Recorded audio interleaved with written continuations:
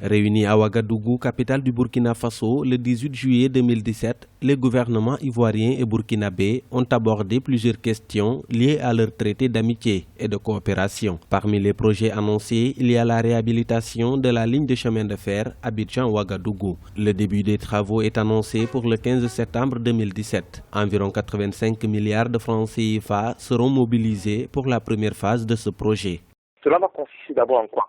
Au renouvellement des infrastructures du réseau, à la modernisation et l'agrandissement des parcs matériels roulants destinés donc au transport de marchandises, et aussi à la rénovation complète de près de 200 km de voies ferrées et donc de nombreuses gares de parcours. Au niveau des échanges, cela va fluidifier les échanges de biens et de personnes, ça va aussi diminuer les délais de transit entre les deux pays et absorber de nouveaux flux d'import pour le pays de l'Interland. La ligne de train Abidjan-Ouagadougou est longue de 1260 km. Le coût global de ce projet est estimé à 262 milliards de francs CFA. La première phase des travaux sera exécutée sur 4 ans.